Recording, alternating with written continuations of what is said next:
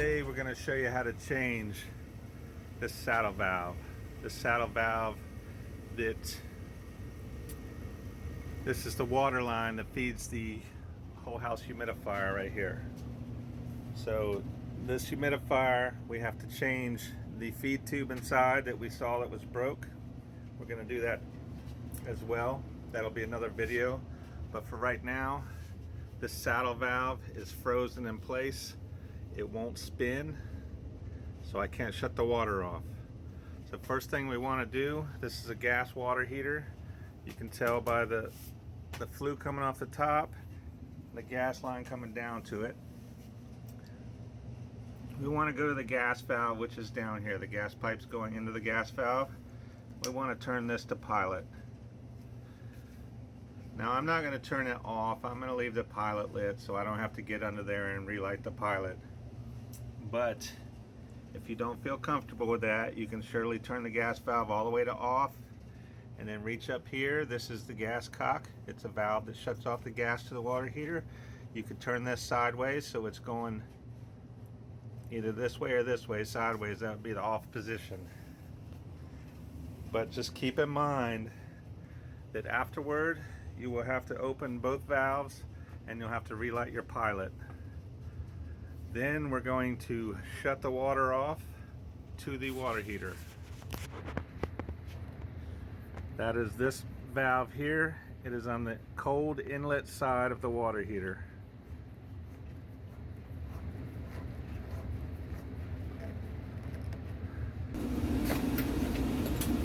Okay, here we got our Aprilaire 4001 OEM saddle valve part that we're going to replace the old saddle valve with. Just need a couple crescent wrenches. Now what we got to do is we got to unbox the saddle valve and get it put together.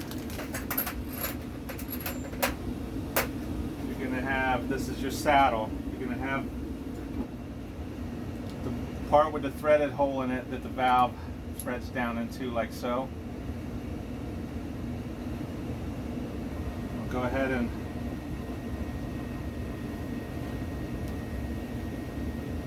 get that started. Might be a little stiff. We want to have that ready when we pop that off so we can minimize the mess that we made. So here we have it threaded on already.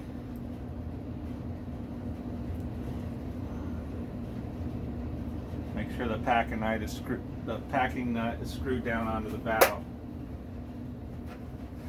This is the rubber seal. It goes inside the saddle like so, so that when we place this over the pipe, this is what makes the seal. Inside you have the needle that punctures the water line when you first install these saddle valves. I don't know if you can see it. Let me take the seal off. See the needle sticking out. But what I'm going to do is leave this all the way down. This would be the closed position of the valve.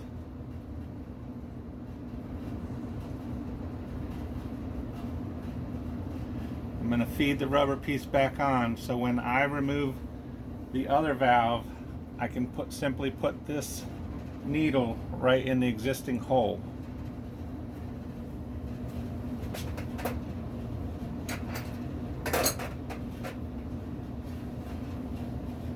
What's going to happen is I'm going to remove these two screws, pop the saddle valve off.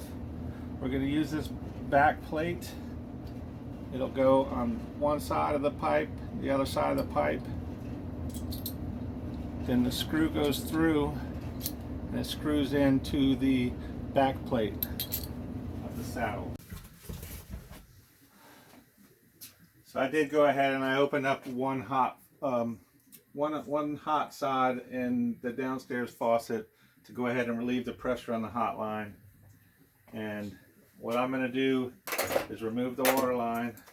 Actually, I'm just going to bend the water line as I move this up. I'm going to loosen the saddle valve, slide it up so that I can get this on quick, and then I will remove that.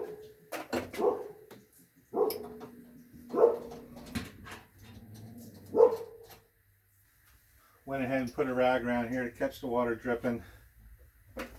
Loosen up these 2 screws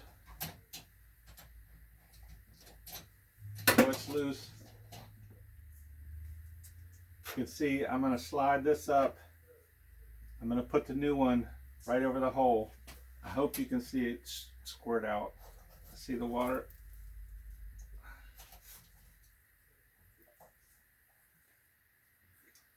Just move that needle around until you find, okay, found the existing hole that's in the pipe. And take the back plate while you're holding the valve in place, slide around the back of the pipe, stick your screw through. This can get a little tough, but it's going to save you from draining the whole house.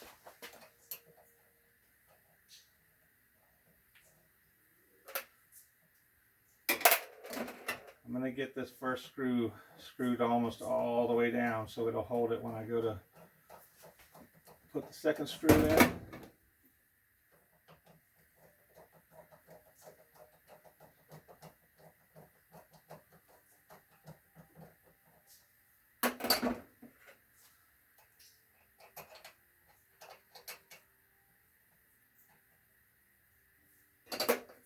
Too far down.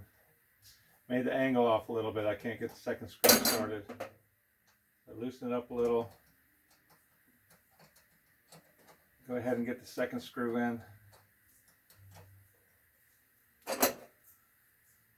Let's get that started. Tighten down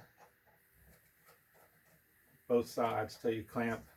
Make sure you slide this around, make sure that needle is in that existing hole, because that's what's going to enable you to shut the water off to your humidifier again. If you ever want to change this water line right here, you will need the saddle valve to be able to shut off. I also like to shut it off in the off season, which I'll do another video when we shut down the humidifier for spring and summer. Okay, now it's getting tight. I'm going to go ahead and tighten it up so it's, I don't want to mash the pipe, which is going to be pretty hard to do. This is hard copper. But you want to get it nice and tight so that rubber makes a seal. You don't want to have a leak, especially if you're near a finished area.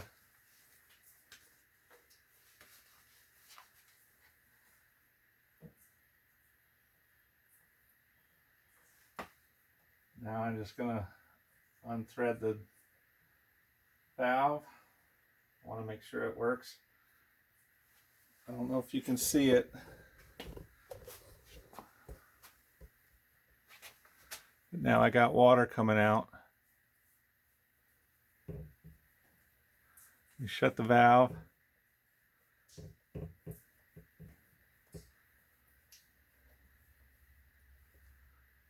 Water stopped.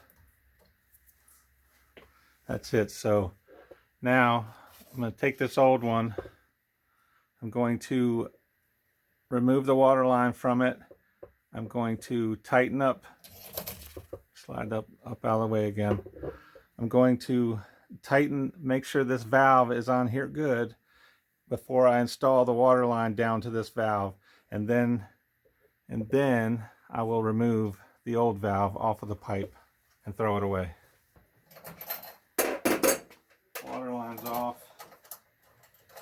Go ahead and get these 2 screws out of the old valve. We can take the old saddle off, we can throw it away.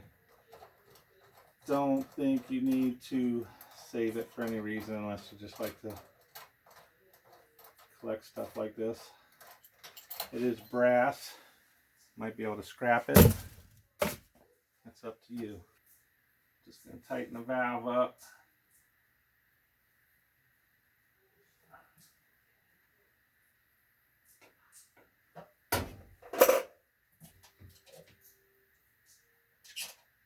Make sure that ferrule is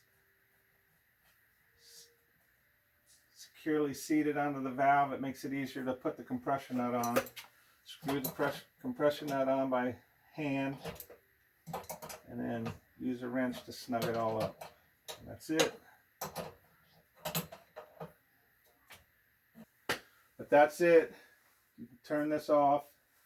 I'm going to go shut the faucet, and then I'll open up the water line to the water heater. Okay, I shut the faucet that I had draining the pressure off of the hot water lines in the house. I have this valve, the new valve, saddle valve, shut. The water line's hooked back up, the valve is in place. So now I'm going to go ahead and pressurize the hot water side in the house again by opening the cold water inlet to the hot water heater slowly. I'm slowly going to fill it till I hear it equalize pressure. Then I'll go open up another water faucet on the hot side to bleed the air out. Shouldn't be much in it. It didn't take very long. I didn't have to drain the whole thing. So now I'm going to open up this valve all the way. I like to run it out all the way till it stops and then turn it back in just a small little bit. Take the pressure off of the packing. I also want to make sure my packing is tight. You don't have to crank on it, just snug it down because I don't want this valve to leak. Check the saddle valve. It all looks good. I'm going to go ahead and open this just to check.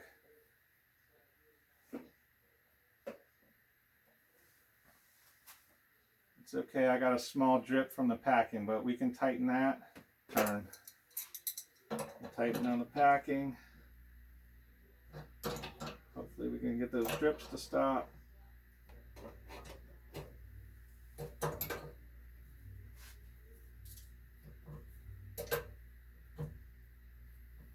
When you are tightening down on the compression nut to the saddle valve, always put a backup wrench on the valve itself. Otherwise you can bust the valve completely off the saddle and you'll get water everywhere and it'll be a mess. So always put a backup wrench on the saddle valve like so, and then hold it when you're tightening down on the compression nut. That'll take the pressure off of the threads of this valve. Otherwise you could either pull the threads out of the saddle or you could bust the valve. You got a lot of leverage on the wrench when you're pulling down like this on the compression nut. So back the valve up, hold up on it. You're putting opposing forces against each other, and that'll enable you to tighten the compression nut on the 1/4 inch water line without damaging your new saddle valve. Okay, water line's on. It's open to the humidifier. We have opened the water and pressurized the hot water line. Don't forget to go upstairs, bleed the air out of your hot water system. Next thing we need to do is we need to turn our hot water tank gas valve back on so that it'll keep making hot water. Let me show you that. So here's the valve, first of all. No water leaks.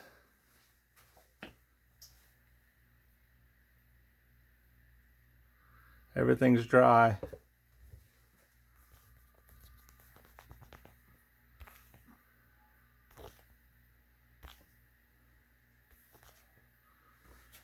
I'm going to take it down here, show you the gas valve. So see this line right here on the gas valve, and this line right here that points to pilot. That's how you know we got it in pilot. If we were to turn the valve this way, we would line up with off. That would shut off the gas valve. It would kill your pilot. This thing's dirty. It would kill your pilot, so it's not a problem. It's just when we got done, we would have to relight the pilot light and hope that the thermocouple doesn't go bad. In that case, the pilot wouldn't stay lit and you'd have to replace the thermocouple. Let me know in the comments below if you want a video on how to light a pilot or change the thermocouple. That way you can do it yourself. You save yourself a lot of money. It's not hard. It's not dangerous if you do it properly. So we're just going to take the valve. We're going to rotate that way to the right till we get to on. And that's it. Hot water's back on. Got a new valve. The valve actually turns, so I can shut this down in the summertime and I can open it back up. Or if I need to change the solenoid valve on the humidifier, I'm able to. And that's it. Do me a favor, smash that like for me. I will put a link in the bottom to the part that you can get on Amazon. There's no reason you can't do this yourself. Hope you feel comfortable doing it. If you don't feel comfortable doing it the way I did it, then shut the water off to the whole house just to make sure, and then drain the water. But you should be fine by shutting the inlet to your hot water heater, because everything on your hot water side is pressurized from here. So as long as you shut this and it holds, and then you should be fine on the heating side as long as you relieve the pressure in one of your faucets. You might get a little bit of water out, or you can drain the whole heating side of your house, hot water side, I'm sorry. Be very clear that it's on the hot side. If you look on the top of your water heater, most water heaters are marked. So the valve is usually a clear indication that that is the inlet cold side. So this is the potable water coming into your water heater to fill it with the cold water coming from the street or your well. The valve is a clear indicator of that. Sometimes I've seen people put a valve on both sides. So in that case, if you want to make sure, you just follow the pipe down, and right at the bottom you can see where it says cold. This is the cold input side. You come over here where we put the valve, same thing. Look right here, it says hot. That's the hot side. It's always going to be like that. That way you know for sure which side you're messing with. If your saddle valve is on the cold side, then you will have to shut off the water to your house. If you do have to drain your whole house, then you want to go around to all your faucets and toilets, and you want to bleed the air out. You just open both sides, wait for it to spit air out a few times till you get a nice steady stream of water going to the next ones. I suggest starting with your upstairs, your highest point. That's where air likes to migrate. Bleed all the air out, work your way down, and then everything should be fine.